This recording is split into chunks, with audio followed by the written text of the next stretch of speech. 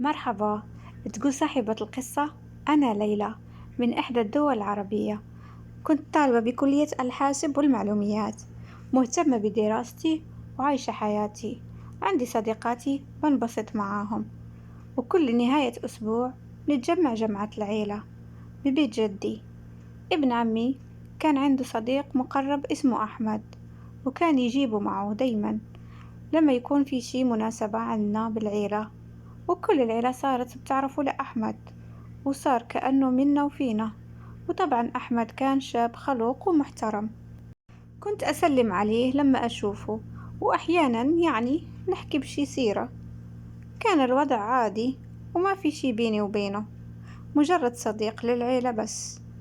تفاجأت بيوم من الأيام لما قال لي ابن عمي إنه أحمد حابب يطلب إيدك، إذا ما عندي مانع تفاجأت وقلت له: بس أنا لساتني عم بدرس. قال لي: ما في مشكل، أحمد مستعد يستناكي لحد ما تخلص الدراسة. قلت له: طيب خليني أفكر وبرد له. المهم، فكرت في الموضوع ولقيت إنه ما في مانع، أحمد شاب بينحب، وما في شي سبب يخليني أرفضه.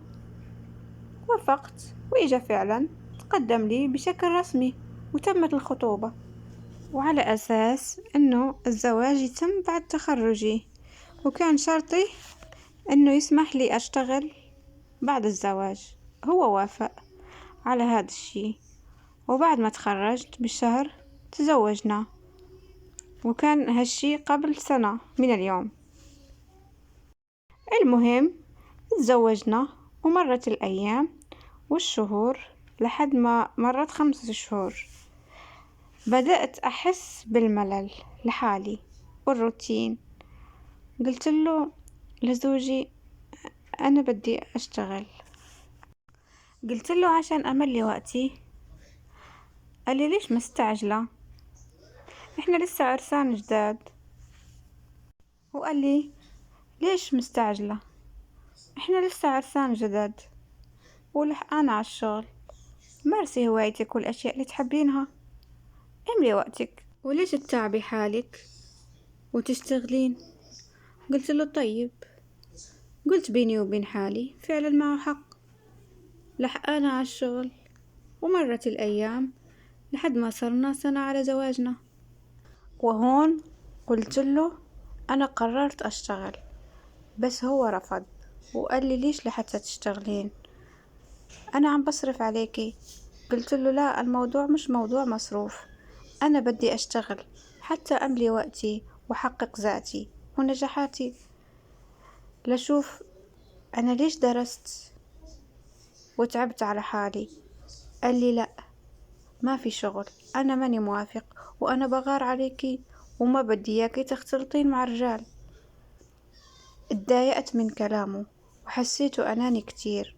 وفوق هاد كان واعدني قبل الزواج أنه يسمح لي أشتغل، فعلى أي أساس هلا عم بيرفض؟ ليش يكذب علي؟ طلبت منه أكتر من مرة وقلت له: أنت وعدتني، ووعد الحر دين، ما بيصير تخلف بوعدك. قال لي: أنا قلت لك ما في، وانتهى الموضوع. المهم، اتكرر السيناريو، وكل مرة أطلبه هو يرفض. هو مصمم على قراره.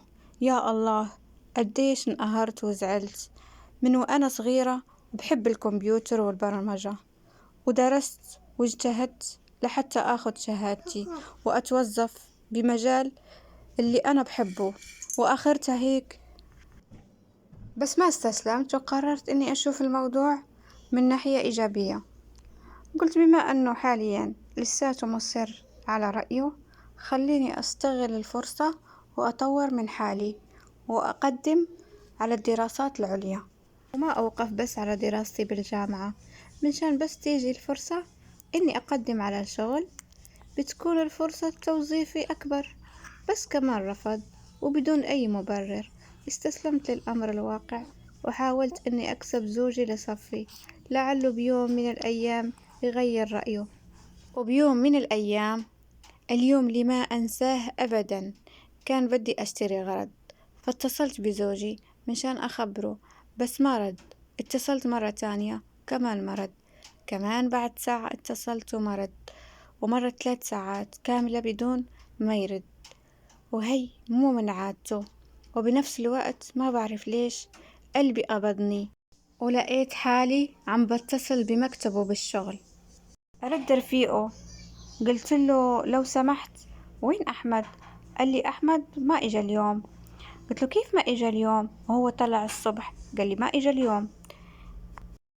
سكرت المكالمة وأنا عم فكر كيف هيك، ليكون صاير معه شي لا سمح الله، ولا يكون راح مكان تاني. حسيت حالي راح أجن، وبدأت الأفكار توديني وتجيبني. توترت كتير وحسيت حالي عم بختنق وراح أنفجر إذا ما بعرف وينه. وفجأة اتذكرت الآيفون. إيه، أنا بعرف حسابه ورقمه السري تبع الآيفون. رحت مباشر ومسكت جوالي اللي هو كمان كان الآيفون، وقررت إني أدور عليه عن طريق برنامج العثور على هاتفي اللي بيكون موجود بتليفون الآيفون، اسمه Find My Phone. دخلت على البرنامج وحطيت بياناته وبحثت عنه. كان مكان وجود تليفونه بهي اللحظة، وطلع لي العنوان بشقة ما بعرفها.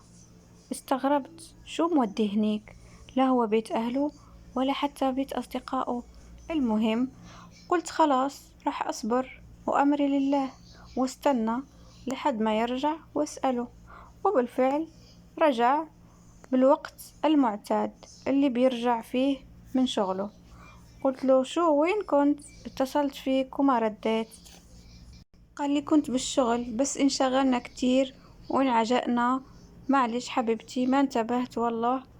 قلت له أيوة، قلت بيني وبين نفسي عم يكذب علي.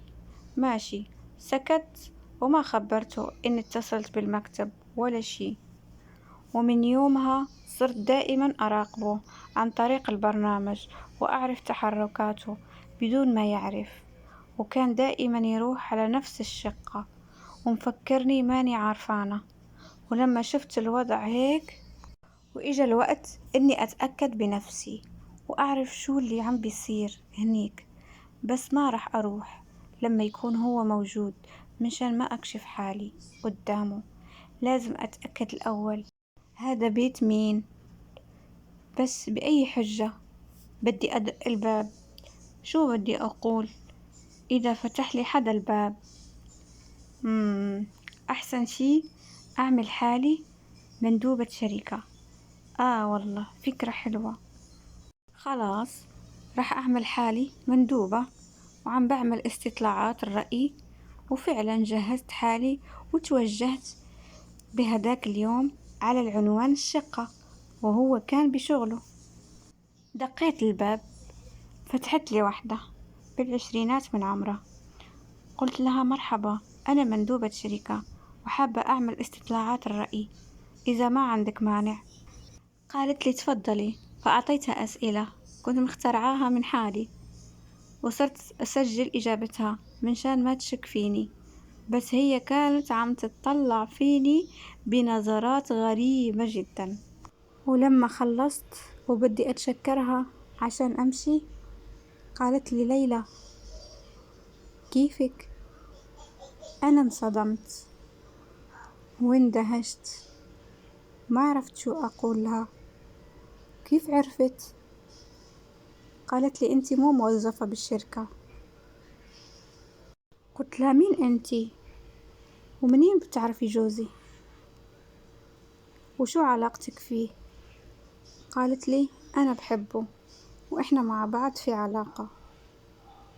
قالتها لي هيك بكل بساطة وكأني أنا مو مرته.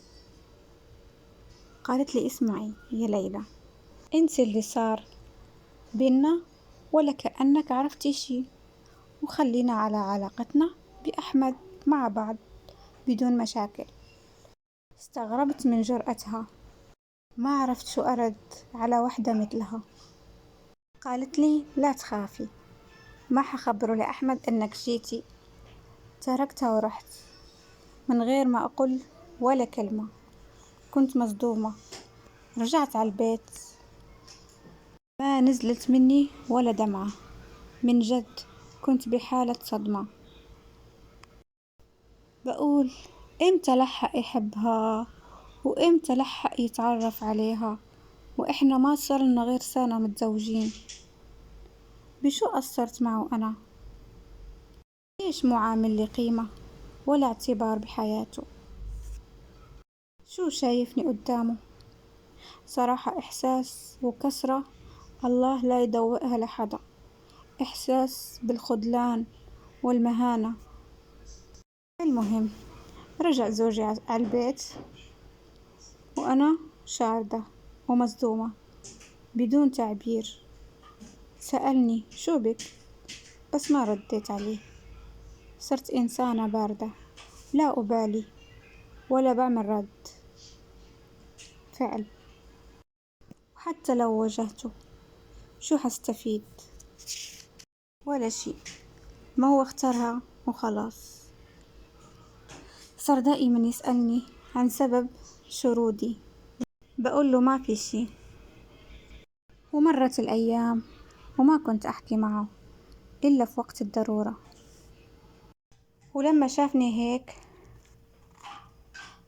بهالحال قال لي خلاص أنا موافق تشتغلين. قلت له أنا ما بدي أشتغل. هو استغرب من ردي. مو أنا اللي كنت أترجاه منشان يوافق. وجلست بيني وبين حالي مواجهة مع نفسي. جلست أفكر بالسنة اللي عشتها معه كيف ما كنت أعرف عنه شي. صرت أشوفه شخص غريب ما عادت هديك المشاعر الموجودة اللي كنت أحسها تجاهه.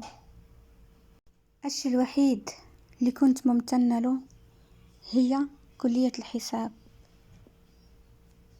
اللي كانت هي حلمي من الطفولة. ولله الحمد لولاها ما كنت عرفت هاي التقنية الحديثة المتطورة اللي ساعدتني أكشف خيانة زوجي إلي. وبعد تفكير قررت إني أروح مرة تانية على الشقة أقابل البنت اللي بيخوني معاها. لأنه كان في أسئلة في بالي لازم أعرف أجوبتها. بس ترددت وخفت أنها تصدني أو تهيني مثلا. خفت من النتيجة. فكرت كتير وترددت كتير. وبعد التفكير المطول والعميق قررت إني أخطي هاي الخطوة. لأني خسرانة بكل الأحوال. ما هو اختارها هي وخلاص. رحت وقتها وسألتها بشكل مباشر ممكن تقوليلي ليش ارتبطتي بزوجي وانتي تعرفي انه متزوج؟ ليش زوجي بالذات؟ وصارت تضحك. قالت لي مين قالك انه انا الوحيدة بحياته؟ على فكرة زوجك بيعرف كتير بنات غيري وعلى علاقة معهم. ما هو يا حبيبتي تزوجك انتي لأنك محترمة ومن عيلة شريفة. وعلى فكرة زوجك بيحكي لي كل شي عنك ووراني صورك منشان هيك أنا عرفتك. أقول لك كمان هو ليش رافض إنك تتوظفين؟ لأنه خايف تكوني على علاقة مع زملائه اللي بالشغل.